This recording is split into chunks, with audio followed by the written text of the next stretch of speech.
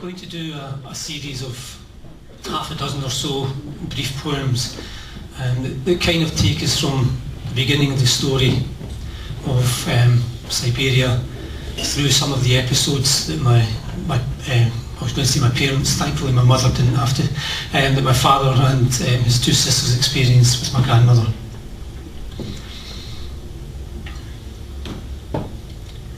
Stories are caverns. It's easy to get lost in the vast echoing tombs. But in the end, mother died and father died.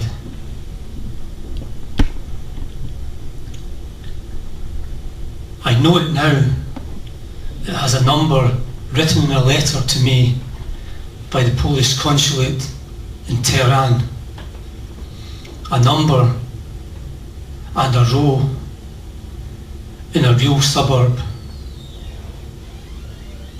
and a confirmation of the date of her death.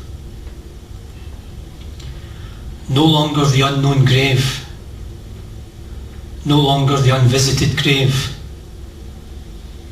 Red and white roses were laid upon Janina's place of rest by the children of our children. When I first wrote that poem, the words were different. It was one day, red and white roses will be laid on her grave by the children of her children. And we were fortunate enough to have a friend who was going to Tehran to train firemen, would you believe? And we got him to put the red and white roses with a note from my father and his two sisters to their mother. Very moving. Ethnic cleansing, 10th of February 1940. One winter evening, the Red Army called a meeting in Machkrovsky. Every family was to prepare a horse and cart to be ready at dawn to leave their farms. In the meantime, they were to stay at home. The whole village had been slaving for weeks, clearing trees for the Soviet war effort. So sudden orders were nothing new. They had no alternative but to obey. At 2 in the morning, 3 Ukrainians invaded the Stepek home. They were half asleep, frightened and disorientated, and the command came: dress, take your horse and cart, food for a few days, and go. Everyone in the settlement was removed. My father's family took the savings they had, warm clothing, a sack of flour, some meat, bread, salt, blankets, and left their home forever. They were taken to Siberia, just south of the Arctic Circle, and then they spent the next 18 months there in the Gulag. And I wrote this following poem, half in mind of, there's a beautiful Peter Gabriel song called Don't Give Up that he sang in a duet with Kate Bush about unemployment and not being able to fend for the family. And I just took that as a notion about not giving up and put myself in my father's shoes in the labour camp and crossed that notion with the idea of the purpose of Amnesty International, to speak out against political imprisonment. And it's called Don't Give Up. In the pitch black, amidst the failure, that bleak desert, my mind, when no one wants you, don't give up, for there is a flame in the barbed wire. Though I thought this only happened to others, the night came and I drowned in a lake of pain. When no one wants you, don't give up, for there is light in the barbed wire.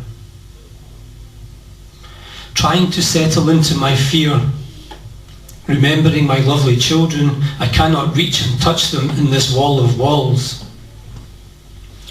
When no one wants you, don't give up, for there is a candle in this barbed wire.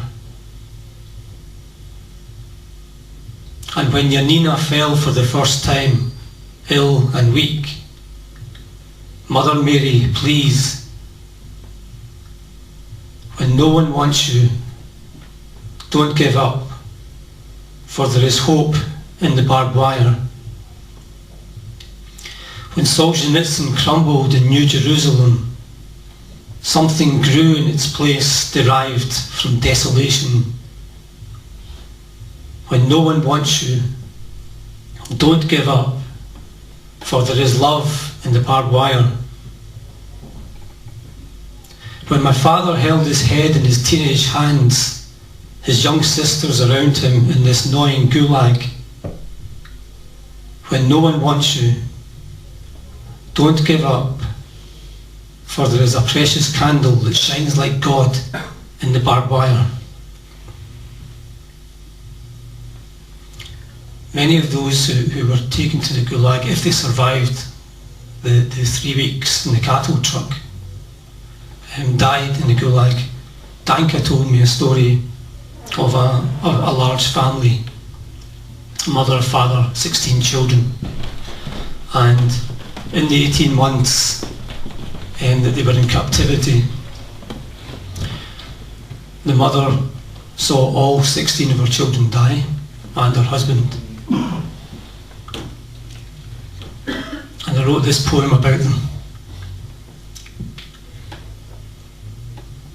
When the warm snow fell, we all wept, white, like tiny angels floating down to us, kissing our eyes, melting on our cheeks, and slowly trickling down our faces, little tears on our soft white skin. Snow is always warm to the dead. Our souls rose as one to meet the loving clouds and thaw.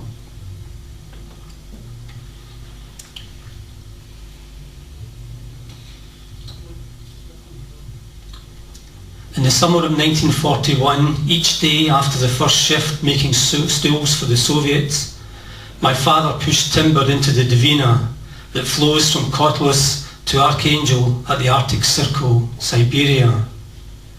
The famous white nights when no dusk came, no rest for the deported Poles who lived 3 families to a room in the anonymous gulag.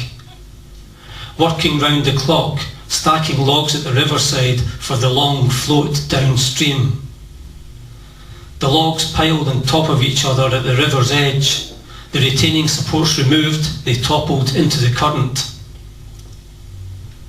The local people said, "Here you came, and here you stay." My father always answered, "We will be leaving." Like the logs, he would float downstream, carried by history's current. When they were freed, they had to make their way to Persia. It was a 2,500-mile journey as the crow flies, but they didn't know where they were going, they had no money, they were barefoot, and they ended up travelling, I estimate, about 5,500 miles till they got to freedom. The hardest part was when they got down to Kazakhstan. They were held up in a collective farm while the Soviets decided what to do with them. And by this time they were all badly malnourished, and my grandmother couldn't walk. She had to be carried everywhere, and she was quite close to death by this time. And Zosha fell very ill, and this is something she told me a couple of years ago. In the mud hut hospital, the little girl was gasping for air, suffocating. Zosha pushed her way through the mass of sick bodies lying on the floor and reached the stricken child. She lifted the little girl's head and soothed her fears. The girl quietened down, comforted, and died on Zosia's shoulder. This is how the Polish children died in this world of grace and beauty. My father had a very difficult choice to make in February 1942. When they were in the collective farm, he was essentially trying to work to keep them alive. And he found out that the Polish army had a recruitment centre, or it was believed, rumour had it, that there was a recruitment centre in Kermany, about some 50, 60, 40, 30 miles, don't know, west of where they were being kept. And Dad had a choice. Does he stay and take care of his family, or try to? Or does he go and do his patriotic duty? So he asked his mother, and this is what happened. The last farewell. Go. Go. Whatever happens to us happens. You must go. And obeying her, my father left his mother.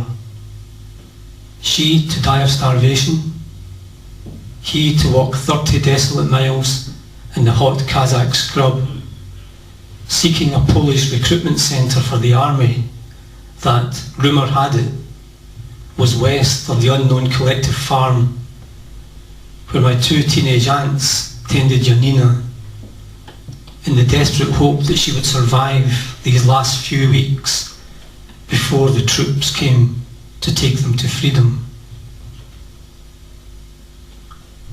Whatever happens to us happens. Last words from a mother to her son. A few weeks later, they managed to get across the Caspian Sea, the two girls on their own, their mother helped by Polish doctors who were in the same situation. They were refugees too. And the two girls, when they got across and were well enough to stand, they started looking for their mum. And I tried to put myself in their shoes and just ask the question. Amidst the sound of the Caspian, I call her name, Janina. The sea's only answer is a tidal wave of Polish tears. We'll have another break now for a minute or two and then of the last part. Thank you.